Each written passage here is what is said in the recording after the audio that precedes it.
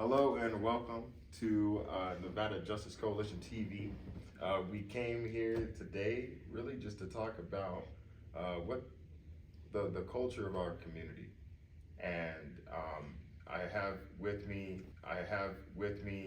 Patricia Gallimore, and she's the president of the NAACP Branch 1 and 12 in Reno, Nevada. And I have Pearl Johnson.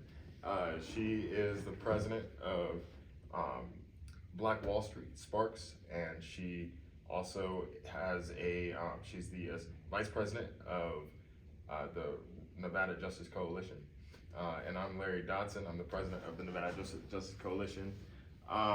It's nice to be able to come here and just kind of have a relaxed conversation about just the culture of our local community here in Reno, Nevada.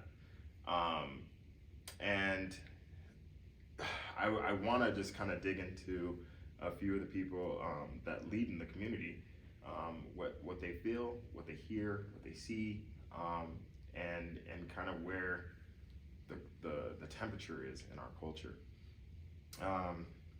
Speaking of that, over the weekend, I had gotten a message, and it was, unfortunately, it was a pretty bad crime, and it was a woman. She happened to be Black, and the comments underneath it. This is our local community. The comments underneath it pretty bad. Almost like oh, I hate to say it, but look, it's another Black person getting arrested, or well, now they get another type of meal, not from food stamps, it's a different type of government assistance. And I've been noticing this temperature in our community rising in that fashion. What do you think is the cause of it, and why do you think that we're here? I think we're here because of racism, and I think that the cause of it is because of racism. It's all races breaking the law. We just had the chief of police, ex-chief of police, that was just recently arrested, and he's not of color. I mean, to add to that, statistically, that's just incorrect, right? Statistically, you see that the white population actually accounts for 60 to 70% of all the crime in the community. But so this is just a feeling, and it's a feeling based off of what I think is pure racism. But I would love to hear. It is definitely racism, and hatred of a culture of people that did not ask for racism to be directed toward them, right? And now the culture that I see in society is because we have someone sitting, and I'm just gonna put it out there, folks, somebody sitting in the White House that says it's okay for you to be racist, okay?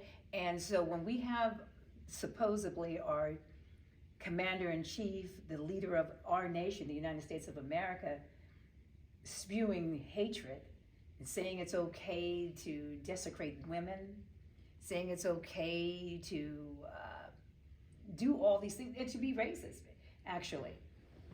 So then I think the climate is that folks always, other folks have been racist, and now it's like, okay, it's okay to be vocal about it. And whether it be on social media, whether it be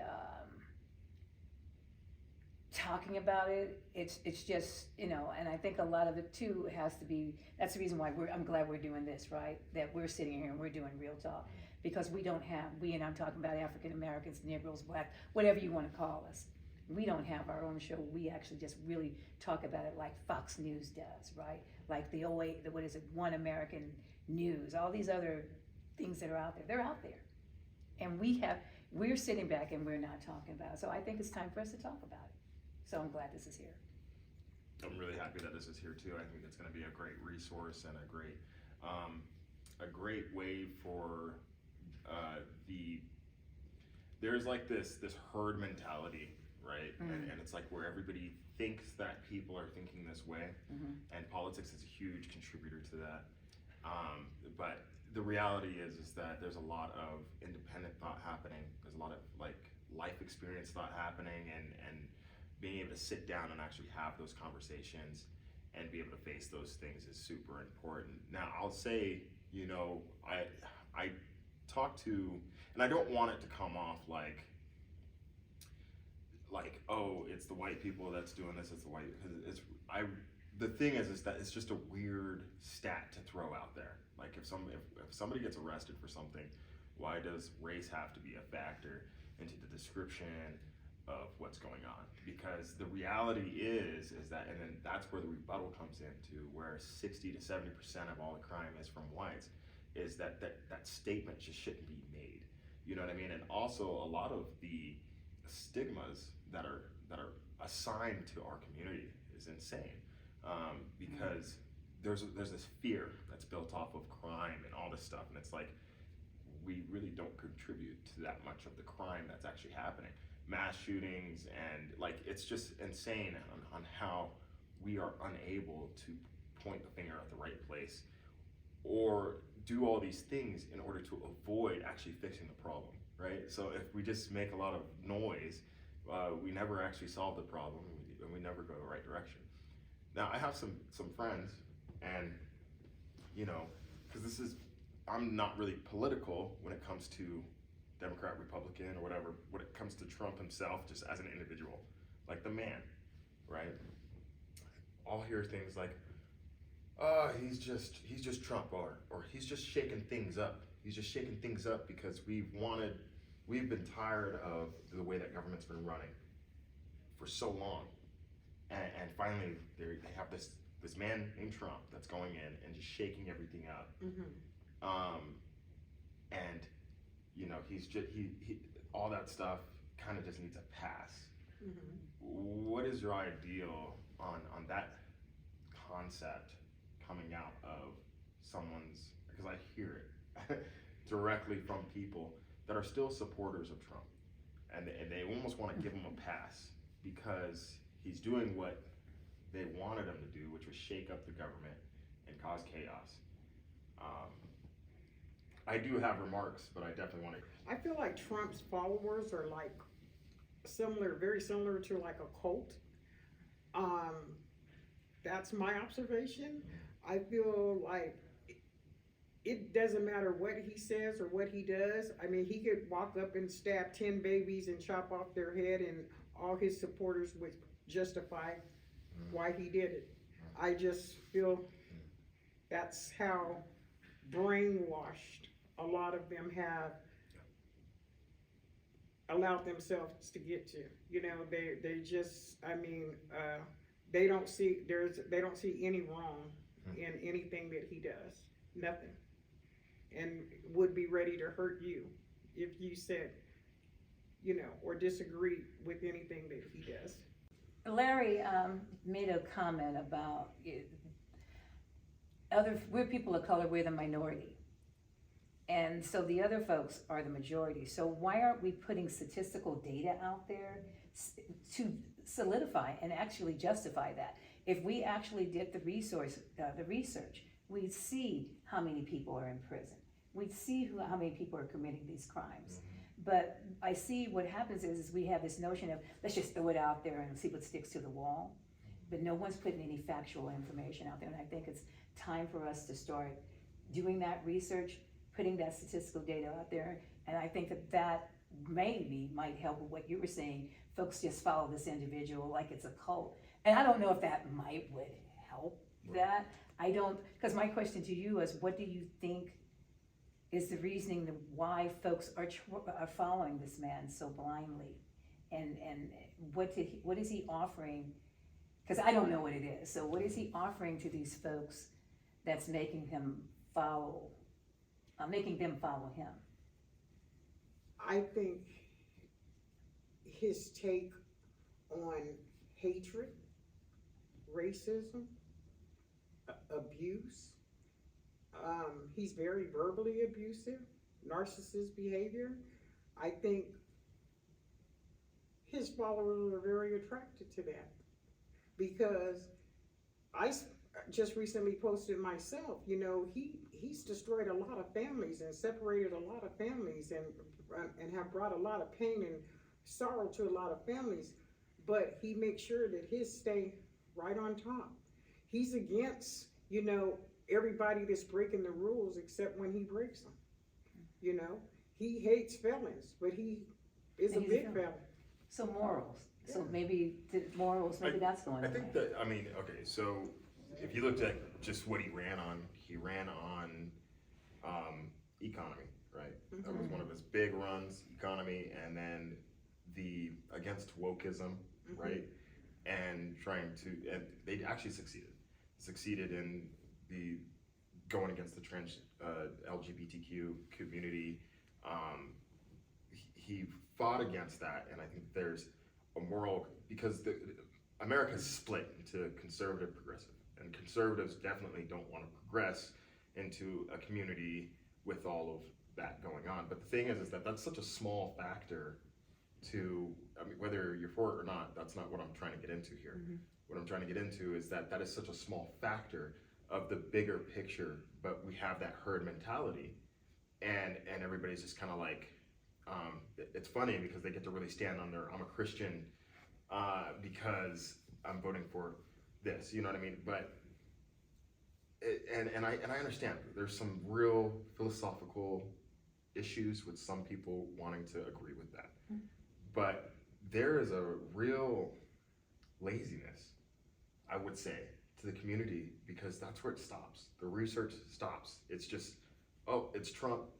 He said this, I'm gonna follow it.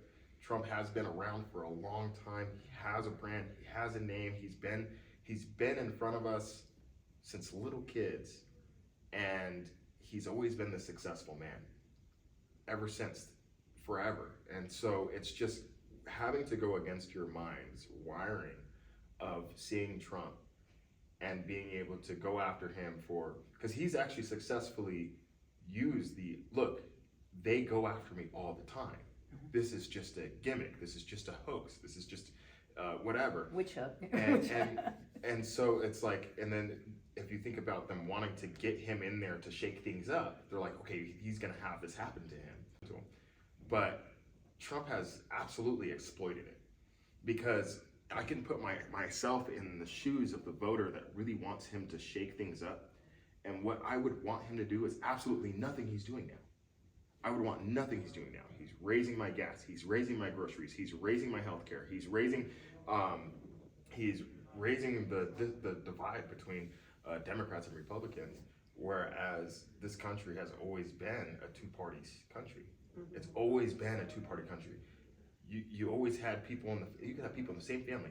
Mom's a Democrat, dad's a Republican.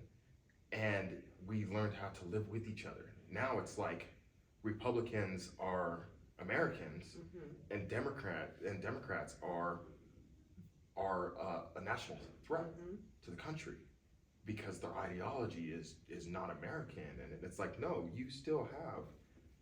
He won by a very slim margin. He tries to say it's a landslide, but it was still a very slim margin. And half of the country's ideology goes against what he's doing. And so there has to be some talking. There has to be some negotiations. I think that there is this sympathy, though, on a herd level mentality for them.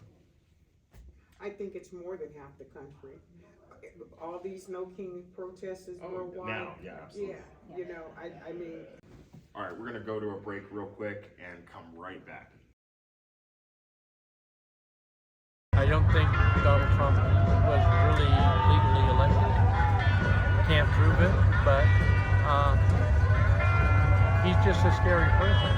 I mean, he wants to be a king. He wants to be a dictator. You can tell. And it's scary to me. So that's why I'm here.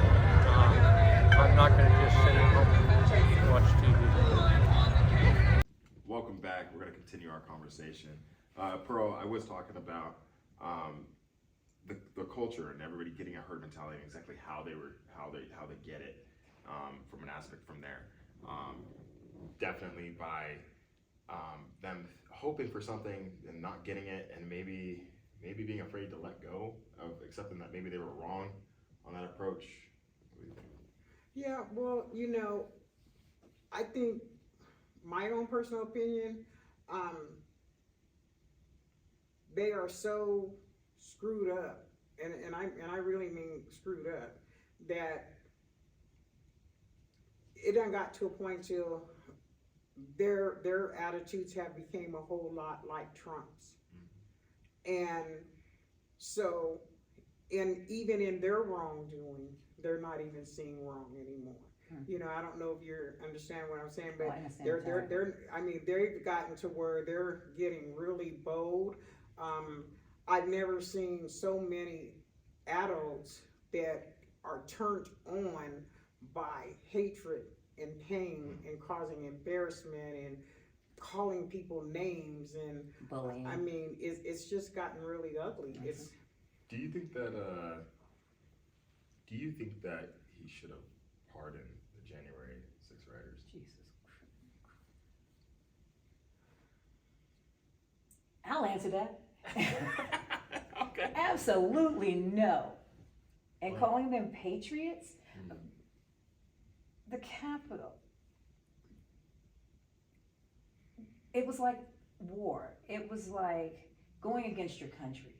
They weren't patriots. I mean, had folks not been stopped, some of the politicians, some of the people, the government would have been killed. I mean, and some of the law enforcement were injured. There were people that were injured that day.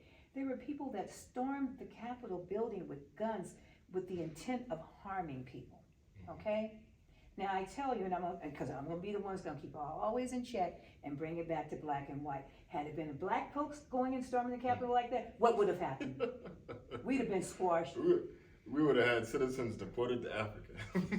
No, we'd have been dead. No, we would have been dead.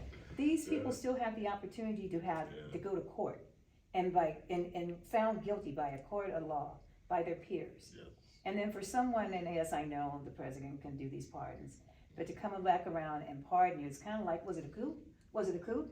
Did he promise these people, hey, if you go ahead, and he being Trump, did he promise these people, when I get elected back to office, I'm gonna make sure you're free? Because that's kind of what it looks like to me. There's so many people that he's pardoning, that were found guilty, and now that he's president, now all of a sudden they're back running around free.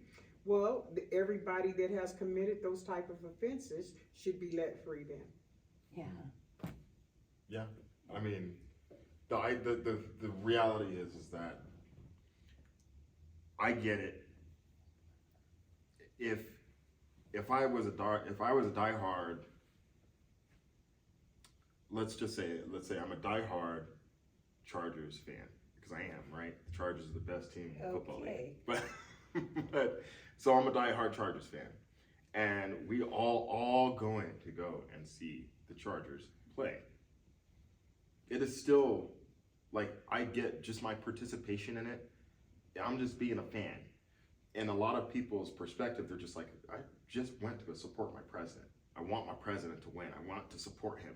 But once you switch that thing from, okay, I'm a Chargers fan, to rioting in the streets and burning stuff down, right? And I'm not for that in any case, any scenario. No, I don't, even on a Black Lives Matter protest, I am not for the destruction of property. Some might differ, but for me personally, I do not accept any form of crime whatsoever. And I think a lot of people feel the same way.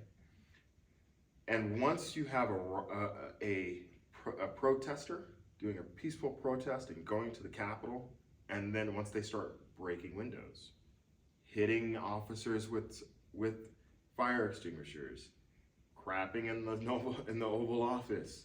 Once you start doing these things, those things should be held accountable.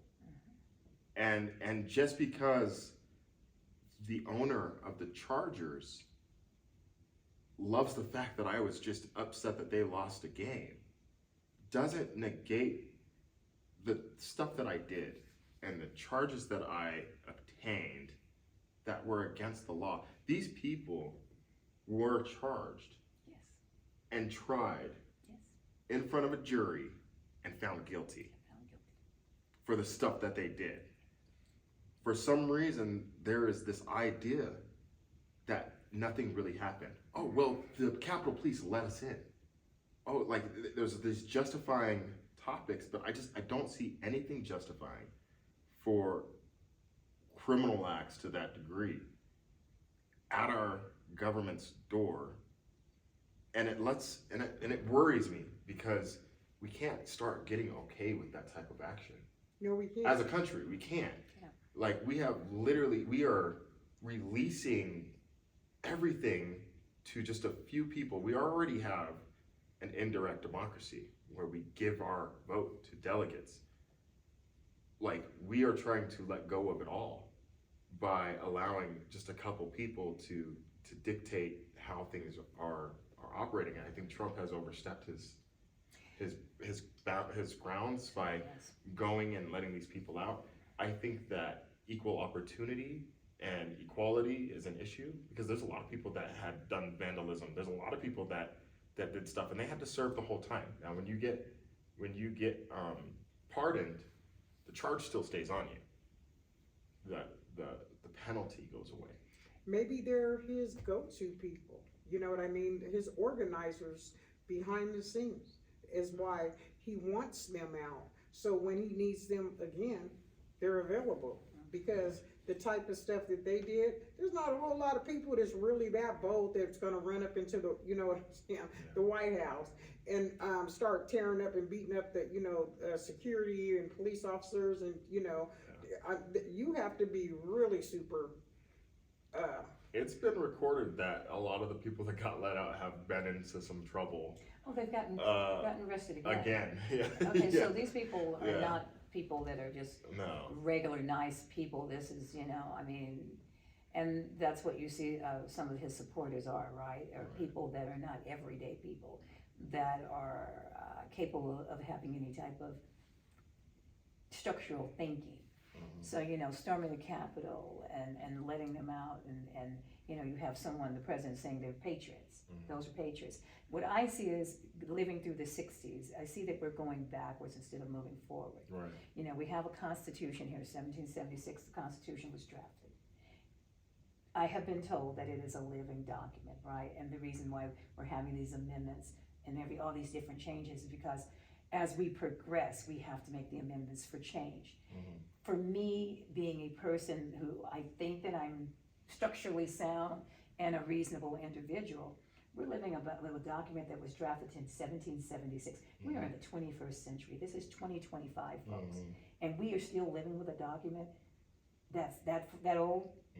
I don't care how structurally sound it was.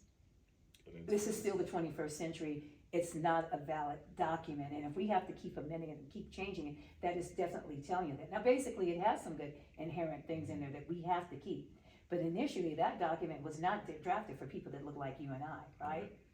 Okay, it was drafted, we all know it was drafted for rich white men. It wasn't even drafted for the white woman. She didn't have she couldn't vote. Right.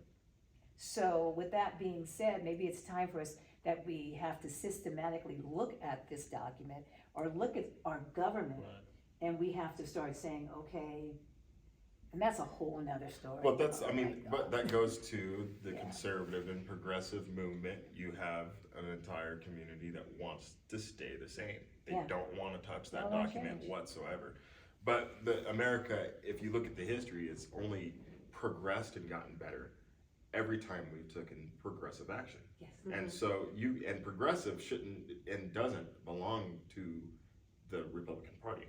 You can be a progressive Republican, one that wants to see progress within the amendments of the Constitution and moving forward to reflect today's time.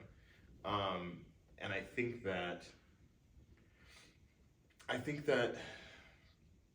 there's not enough information given to us. I feel like a lot of the community comes at this very uninformed and not enough knowledge on what's going on, because unless you're following a scandal with Trump, or unless you're following something, this is the first time you're hearing about the Supreme Court. This is the first time you're hearing about things being decided and amendments being made. You don't hear things like Roe v. Wade getting reversed until it's happening and it's in front of your face. But this is something that we all have an influence on. Like, the reason why these things change is because we elect a president. That president then assigns a Supreme Court judge that kind of aligns with their ideology. And then here you go. You're getting a progressive, either going backwards or forward in the direction. And so we're really directly affected by things that we really have no idea about. Right. And we're too caught up in thinking about this being all about the LGBTQ community, or we're thinking, you know what I mean? And that's what they boil it down to, is just trigger things to make you trigger, to make you feel like, oh my gosh, I can't do that, or I can't stand behind my faith. And the faith argument is is because I don't see how you can align with either party as a person of faith. Honestly, I don't. And so to see all these people kind of like, I'm a Christian, so I can't vote that way, it blows me away. Yeah. Because in 1 minute you're stopping feeding the homeless, you're stopping feeding, you're right, you're encouraging war in some areas and all these things, and then the other area you're allowing free will and a mass level, and so you're kind of going against the whole Christian value thing either way you go. But bringing it back to our community, it's this type of ideology that has really shook down to the city, down to the county, you know what I mean, down to the neighborhood. It's seeping in here. This national talking point has become something right here, and it's not something that just started this year. No. This is something that's been boiling up.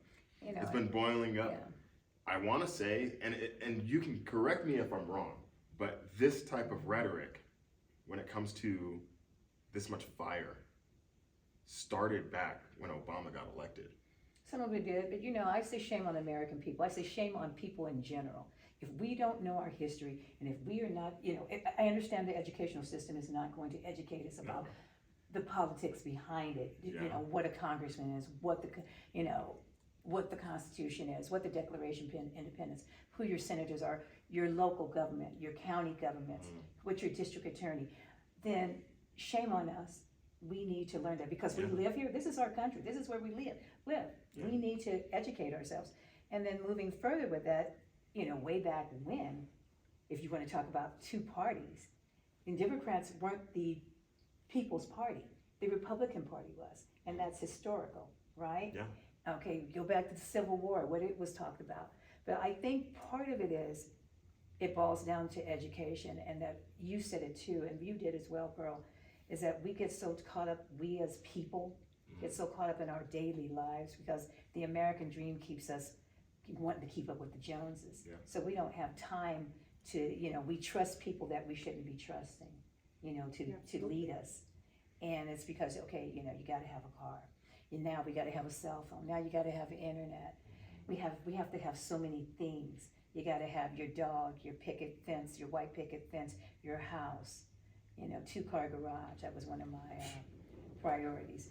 Rather than, you know, taking it back to basics. You brought it when you talked about church, and if we believe, you know, and religion, if we believed in anything about, we wouldn't want to have a hand in any of it. You said it, and you're 100%. absolutely correct. I think that's, I think maybe we have to start morals, as I said, you know, thinking about, and this two-party thing, once again, I think that's a distraction. I don't know.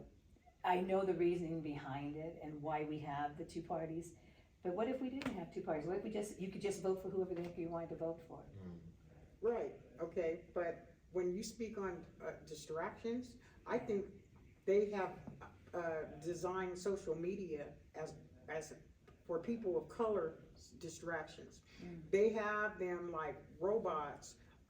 Everybody is, you know, so excited just to look at butts all day long on social media. That's all that they're the men and the women are stuck on nothing but butts. And it's Like butts, like butts. and why everybody is stuck looking at butts on social media. The nation is changing, or you're missing everything else is happening around because you're stuck on your phone all day looking at butts on social media. And that's the honest to God truth. It's a distraction. I mean, if you think about it, every time you scroll, it's somebody else even great grandmas, they got the dogs, the chickens, and everything else doing the butt. You know what I'm saying? I'm serious. wow. It's disgusting. That's a very good point too. Wow. I mean, yeah, no, I think the art of distraction has been a thing that has been used against the population, and I think that it's a new way to, because technology is not that old, right? So it's just, we haven't been able to do this much sharing and cover this much ground in 2 seconds with Trump, or unless you're following something. This is the first time you're hearing about the Supreme Court. This is the first time you're hearing about things being decided and amendments being made. You don't hear things like Roe v. Wade getting reversed until it's happening and it's in front of your face. But this is something that we all have an influence on. Like, the reason why these things change is because we elect a president. That president then assigns a Supreme Court judge that kind of aligns with their ideology. And then here you go. You're getting a progressive, either going backwards or forward in the direction. And so we're really directly affected by things that we really have no idea about. Right. And we're too caught up in thinking about this being all about the LGBTQ community, or we're thinking, you know what I mean? And that's what they boil it down to, is just trigger things to make you trigger, to make you feel like, oh my gosh, I can't do that. Or I can't stand behind my faith. And the faith argument is is because I don't see how you can align with either party as a person of faith. Honestly, I don't. And so to see all these people kind of like, I'm a Christian, so I can't vote that way, it blows me away. Yeah. Because in 1 minute you're stopping feeding the homeless, you're stopping feeding, you're right, you're encouraging war in some areas and all these things, and then the other area you're allowing free will and a mass level, and so you're kind of going against the whole Christian value thing on either way you go. But bringing it back to our community, it's this type of ideology that has really shook down to the city, down to the county. You know what I mean? Down to the neighborhood. It's seeping in here. This national talking point has become something right here, and it's not something that just started this year. No. This is something that's been boiling up. You know, It's been boiling up. yeah. I want to say, and you can correct me if I'm wrong, but this type of rhetoric, when it comes to this much fire, started back when Obama got elected. Some of it did, but you know, I say shame on American people. I say shame on people in general.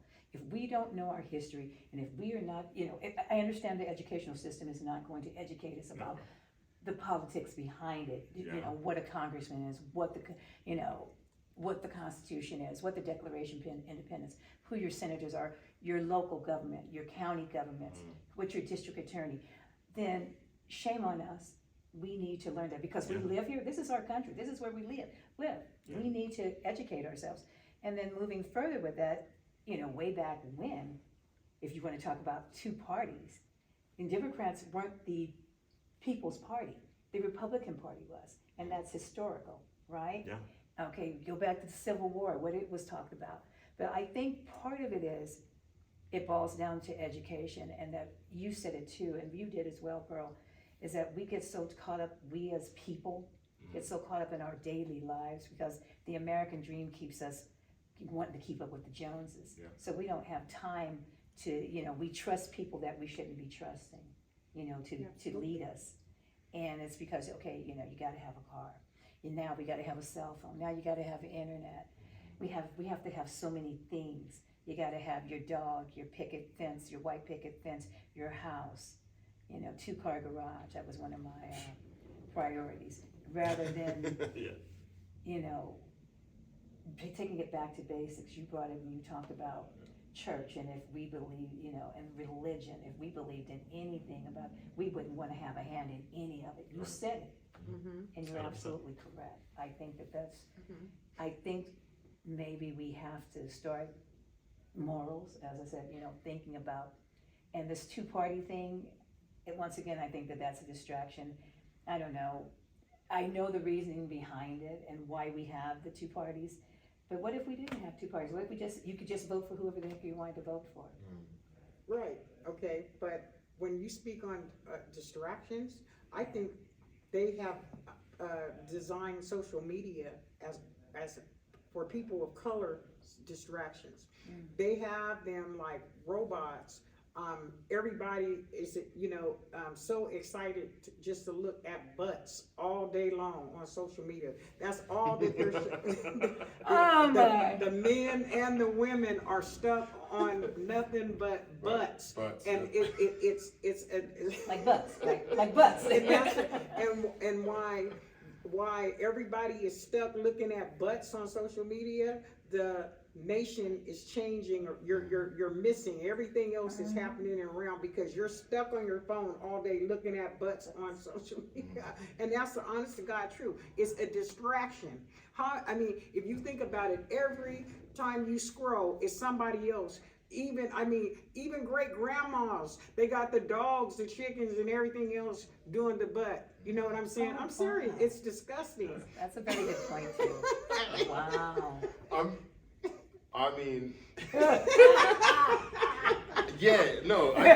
the art of distraction has been a thing that has been used against the population, and I think that it's a new way because technology is not that old, right? So it's just, we haven't been able to do this much sharing and cover this much ground in 2 seconds ever before. And so it's a lot of information, it's a lot coming in, and we are so short, our attention span is so short, and so we're constantly just trying to take that pill of satisfaction and happiness real quick, instead of having to, if you had a choice between doing homework or watching butt, you know what I mean? Like, the butt is Lord really, would say lust. it's a lot faster, it's a lot less stress, it's a lot, so, but they've weaponized that. I mean, the people over us have weaponized that against us. And that's why even when COVID hit, we were so stuck on social media, we woke up and all the toilet paper was gone. Right. People of color didn't even know what was going on, but all people outside our race knew what was going on because they bought it all, you know what I'm saying? So, I'm just keeping it real. That's how it really is right now. But here's my thing, though. I think that America as a whole, right, when it comes to human rights, we need to be very progressive and liberal. When it comes to business and work and stuff like that, capitalism is okay. I think that America is definitely a two-party system. It's necessary, and if it is a one-party system, imagine it has easily and quickly become A dictatorship. a dictatorship. Yep. And so this America is as successful as it is, and uncomparable, because we have successfully allowed business and negotiations to be the government that lives above us. And I think that the threat is right now, where you have the president really trying to just turn it into one party. Well, he wants to go back to He wants to just turn it all into a Republican party, one party, and that's dangerous. Yeah, but the Constitution Declaration is we the people. Yeah. For the people, by the people. Okay? And so we have to be that voice. And capitalism, don't get me wrong, is great. I'm looking at the thing that's happening over in New York with, the Ndame thing, with a little bit of socialist, which to me, that looks like love thy neighbor type thing. Absolutely. Okay? And so what is wrong with love thy neighbor? How come we can't mix it up and have all of it? That's a whole nother program, though. I ain't even going to go there with the socialism and capitalism, because that's a whole nother program that we can, because first of all, I'm quite sure for some of our viewers out there, they're not even going to know. We're going to have to start breaking down what capitalism is. Right. We're going to have to break down what socialism is. Because, I had to go back because hey, I'm 68 years old. I said, let me make sure I got this right before I got here, go out here and start talking. I'm like, so as I'm reviewing it and, my husband's looking at me and I'm like, well, so what's wrong with it? Yeah, right. So- The problem is it's expensive. There you go. All right, we're going to take a quick break, and we'll be right back. Welcome back. For those of you that are just now tuning in, this is Nevada Justice Coalition TV, and I am your host, Larry Dodson, the president of the Nevada Justice Coalition. I have Patricia Gallimore, the president of the NAACP, and I have Pearl Johnson. She is the vice president of the Nevada Justice Coalition. We were just talking about the culture of Reno, Nevada, and the causes of it, why we think the way we think, how politics has really played a huge part into driving the thought processes that we have here.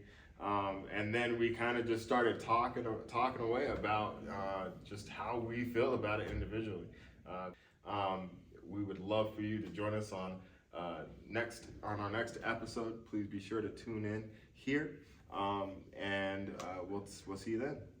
If you like what we're talking about here on this program, if you want to be a part of it, join us via social media. We're going to be on every platform that's out there. Make some comments, give us some ideas as to what you would like to hear us talk about, what you'd like to be a part of. We're here for people. Yes, and if you guys want to be on the show, you could call 877-499-4999, and we want to hear what you got to say right here in Reno, Nevada. Thank you for listening.